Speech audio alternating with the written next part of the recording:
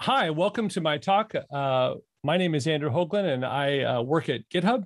And today we're going to be talking about migrating GitHub's global IDs. And so, just a quick little bit about myself. My handle on Twitter is at Andrew Hoglund. You can find me on GitHub, of course, at A Hoglund.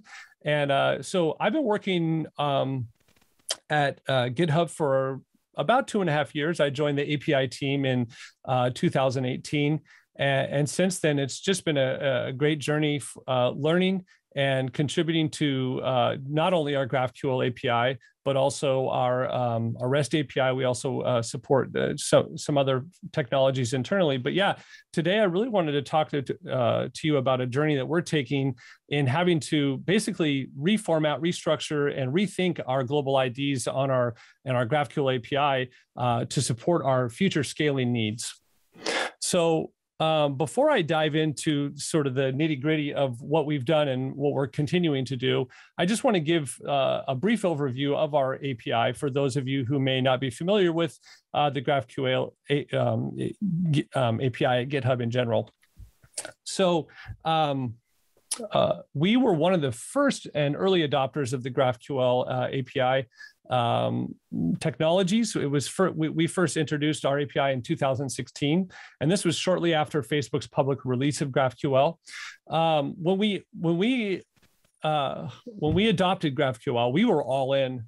We actually, I think I wasn't there at the time, but I know that there was a lot of intent to basically have our GraphQL API be the V4 of our API. It was intended to sort of potentially maybe even replace our REST API.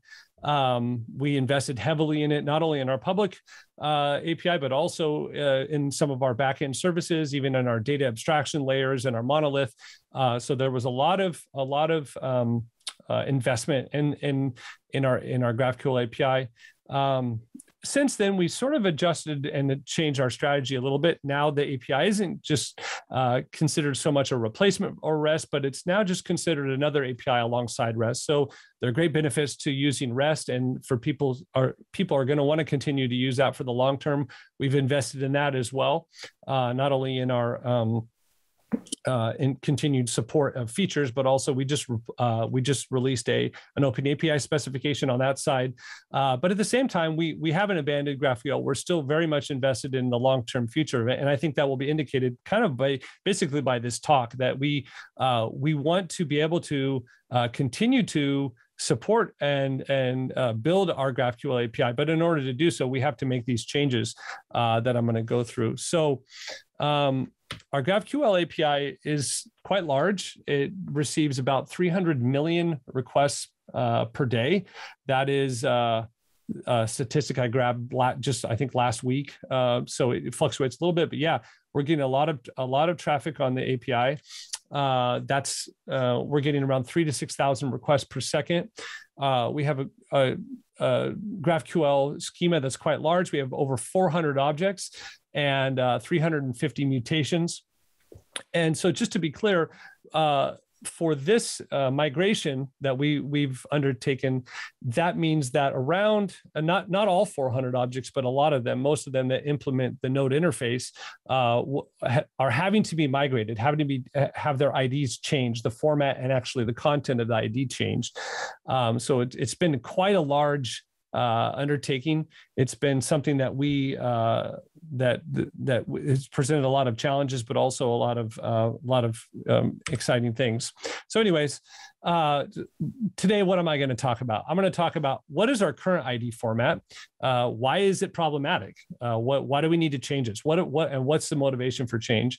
I also am going to talk about the rollout strategy that we've taken, because I think that's one of the most interesting parts about this. The ID format, it's pretty simple, the old and the new one, but having to roll that out to an API that is on the scale of GitHub, right? 300 million requests per second, tons of users. It's almost, we consider GitHub almost infrastructure for the internet at this point. And there's people that rely on this API daily for their application. So how can we roll this out in a safe manner that doesn't break people, that is but is still backwards compatible, and so that would require the least amount of changes as possible to their systems that are using our GraphQL API. And then I also wanted to talk about just some of the pitfalls and challenges we've encountered, some of the mistakes maybe we've even made or underestimations, and just basically so that you can learn from our mistakes, and that maybe if you ever have to go through this, this would help guide and lead you along the way. Yeah, so let's first dive into our current ID format. Some of you may be familiar with this, some of you may not. So let me just get through this quickly. So basically, our current ID format is a base 64 encoded string. And within that string, you can decode it, and you will find the object type and the object ID. So just to be clear, these are intended to be opaque. So we don't actually recommend that our users decode these and do anything useful with the underlying information. But at the same time, we don't care if you do decode it and look at it. We're not trying to, in other words, it's not data we're hiding by encoding them. We're just encoding it more to be a string that is a globally unique identifier for whatever object is in the GraphQL schema. Yeah, so that format looks like this. If you were to perform this simple query, you'll get back an ID that looks something like that. And if you were to base 64 decode that, then as I've done here, you can see it reveals kind of three different pieces of information. One is the checksum. That's not very interesting. That's just giving us the length of the repository.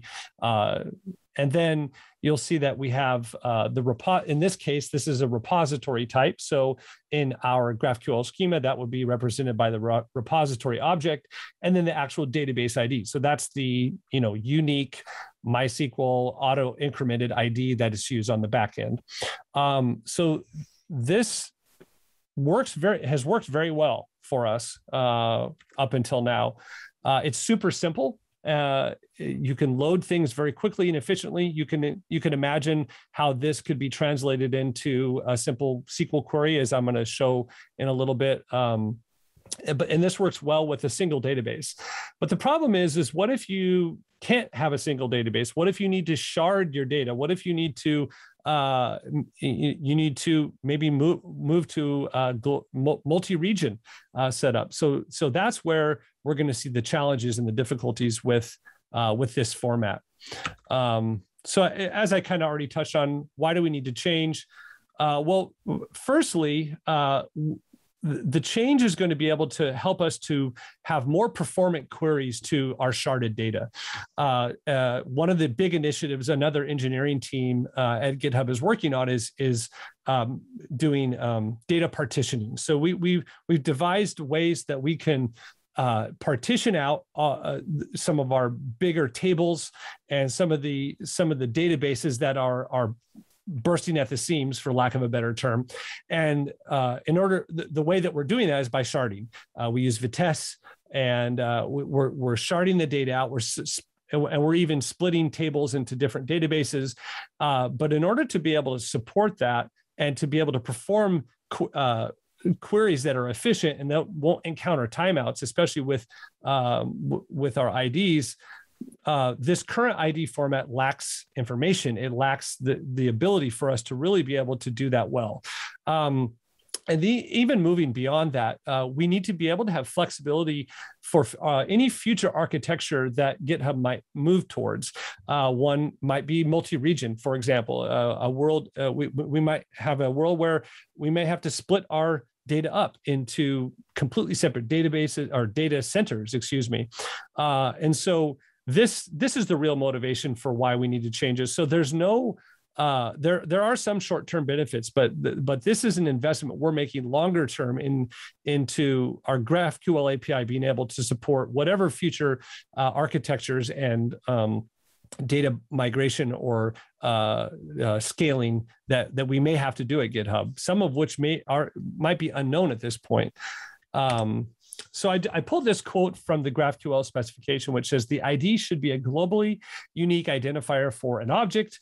And given just this ID, the server should be able to refetch the object. So I just wanted to highlight this because I think even short term with our sharding efforts, this quote still holds true for us. We can still do this, even if it maybe doesn't perform as well, which we're going to solve that. But if we ever move to a place where we won't be able to have the ability to look up a piece of information based on its ID. If we go multi-region, where you might have repositories split across different regions, and they may have, you may not be able to perform these lookups just with the information in the current format. So yeah, before I get into the current format, I just wanted to get into a bit about sharding and what that means and why this change is so important, just specifically for this. So as I said, we use Vitess. We also use v-indexes on our tables. And so let's just talk a little bit about that and how our current ID format will be used, where it would be lacking for some of our sharded data in terms of being able to perform queries that are efficient.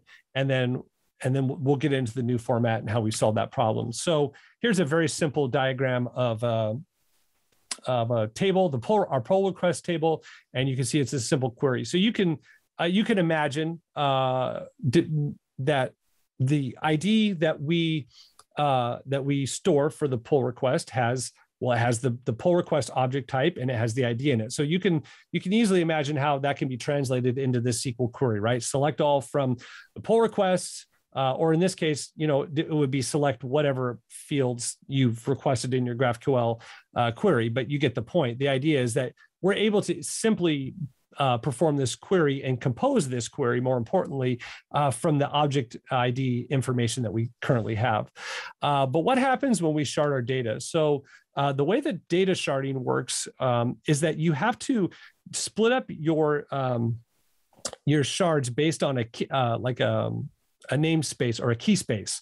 So Vitess has these different key spaces, and then what you do is you shard based on a specific index or that would work best for whatever whatever your object model is, whatever your business model is. So in our case, what we've had to do is our data partitioning efforts have identified some key top level sort of ownership keys that we're sharding our data on. And as you can imagine, GitHub repository is the one that is one of the big ones.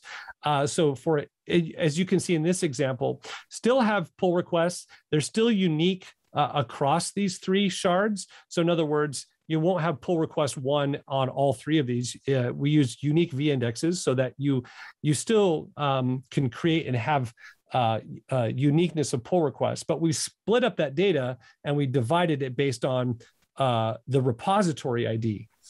And so, in other words, only repositories with IDs 1 through 1 million would be in the first one, and then 1,000,001 through whatever, and then so on and so forth.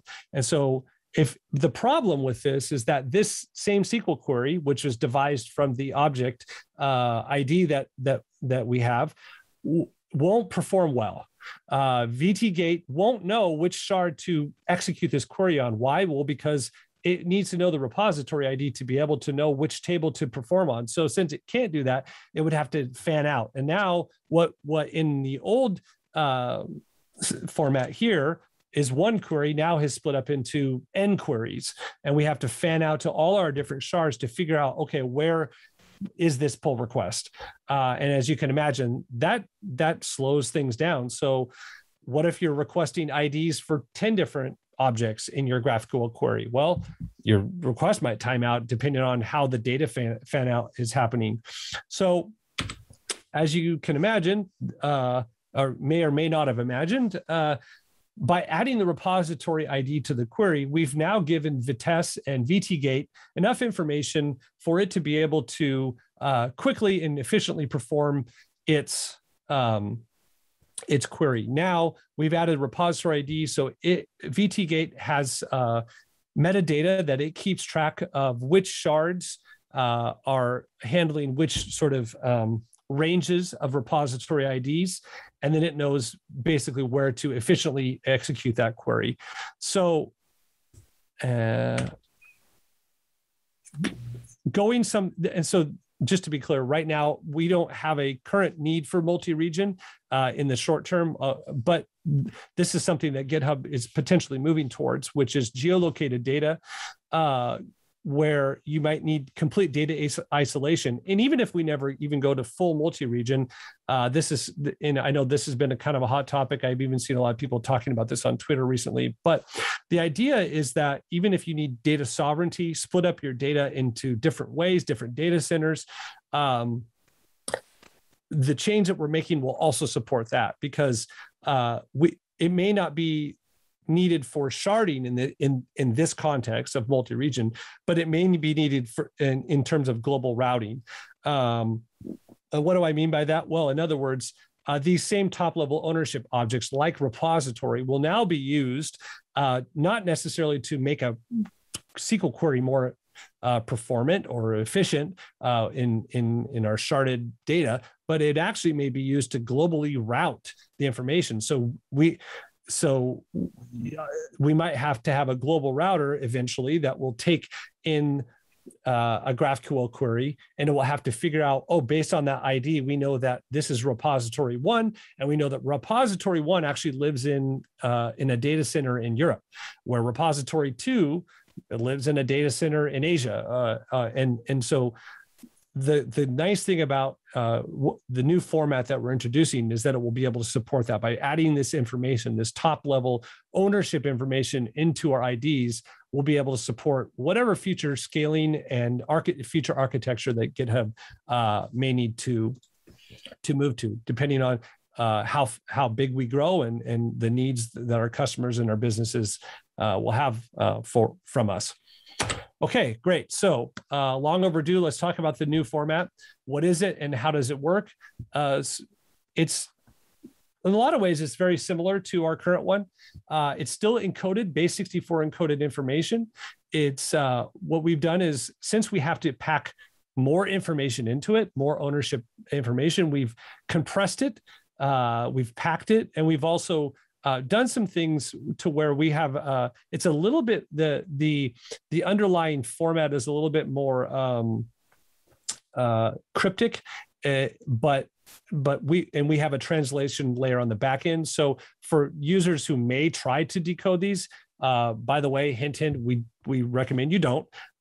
It's going to be less useful information. But the main point is that they're still intended to be opaque strings that are backwards compatible for our users. So the great thing about that is that they're still, even if the IDs changes, you wouldn't have to perform necessarily any schema changes on your backend to support some new data type. It's just still a string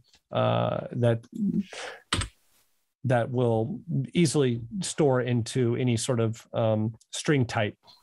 Okay, so here's an example of the new format. So you can see here we have this PR underscore and then some other letters. So what does this all mean? Well, the PR is the type hint. So that would be pull request. So we have a mapping layer on our backend that maps those together.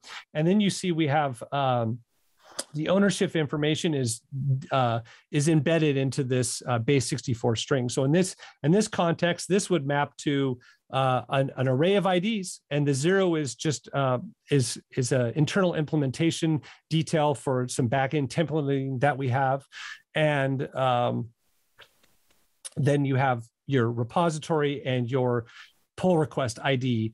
In this case, just simply 1 and 1 embedded into the ID. So now we can decode this. We can compose these queries that we need, and we have all the information that we need. And just to note that not all of these IDs are single level deep. Some of our objects have 3 and 4 parent ownerships. You can imagine a repository owns a pull request, but then a pull request may own other things like check runs or actions or different things. So this is an arbitrary links array. Okay, so let's talk about our rollout strategy. This is kind of one of the more interesting bits anyways. about this talk, in my opinion. So what are the goals that we had? Well, one is we cannot break our users. That's number one. But we also wanted to avoid a big bang rollout. We wanted to be able to do this in a progressive manner. And then thirdly, we need to provide a long time and also tooling, deprecation for our users to be able to migrate to these formats. Because you can imagine if somebody's storing these IDs in their backend cache and we just all of a sudden start returning new IDs, they wouldn't be able, you couldn't perform a lookup. You would have no idea that, oh, all of a sudden this ID that used to be this format is now, or this string is now this other string, and that would break people. So we needed to find a way to help our users migrate to this new format. So as I said, avoiding breaking changes means that we're going to support both ID formats for a long time. In other words, you'll still be able to use the old format to look up things. There may be a period when you do that we actually return you the new ID. And actually, that's one of the tools that we will provide our users is to basically do a translation query where you submit a query that has the old ID and it will return you the new ID. And you can force that to either turn on or off. I'm going to be writing a blog post about that soon. And speaking of blog posts, we're trying to give our users lots of advanced warning through blog posts, communication channels, and just talking about this here at this conference. And also, like I said, it's backwards compatible. It's still just a string that you can store in your cache. When building integrations that use either the REST API or the GraphQL API, it's best practice that you persist these global node IDs so you can easily reference objects across API versions. This is a quote I pulled from our own docs. So, and this is one of the biggest things that is wanting us to be able to migrate in a way that doesn't break people's, because we've given you this advice. We've given you this guidance that you're okay to store these. The other thing is that we wanted to do this in a progressive manner. So that means we didn't want to do a big bang rollout. So what we've done is we've gone through and determined all the implementation for every single object and make sure that all of the ownership data is correct. And then what we've done is we basically are progressively rolling those out. So as we've implemented these, as we've figured out the ownership data on the back end, we're just setting sort of ready dates and saying, okay, at this date, all of a sudden, the format of pull requests will change from the old to the new. And that should be completely transparent to you because the old IDs will still work for anything that was before that date, and the new IDs will work for anything after that. And then eventually, we're going to provide tooling to be able to migrate your old ID. So as you can see here, if I just check the teams, which I know we've migrated, you can see old and new ID formats are existing alongside each other. Both the very first team that was ever created at GitHub still has the old ID format, and the last team that we've ever created is now on the new format. So they're coexisting together. We're rolling these out progressive. And then, like I said, we want to be able to deprecate these. And so even these old IDs, we want you eventually to be able to convert these to new IDs, to the new format. And so we're providing tooling to be able to perform that ID conversion while still maintaining functionality with the old IDs. And giving warning messages at a certain point. And then the last phase will be browning out and sunsetting in the old format, where if you try to submit a query, it will just be not found. But like I said, we're giving ample time, we're giving deprecation, error messages, and we are providing tooling in order for people to migrate. And on our back end, we can monitor these things. We can see, well, how many new IDs are being used compared to old IDs. So lastly, just want to go through quickly some of the challenges and pitfalls that we've encountered along the way. This is one of the big ones, is users decoding IDs, not only externally, but internally. Even in some of our internal services and applications, we've had to delay some of our rollout in order to give people time to change code on their end, where they were decoding these and actually using the underlying information. One of the other things that we've done is we thought we could delegate this work to sort of just a first responder backend work, but as we've gone through this, we've noticed that this work needed more first sort of first-class project in terms of implementation. In other words, it took a lot more than we thought it was going to. And then also just trying to figure out the ownership of each one of these has not been, because there's so many different objects that we've had to really, and that's been a challenge. So yeah, I think I'll stop there because I'm almost out of time, but I just really want to thank you for joining. Like I said, my name is Andrew, and I hope this talk was beneficial.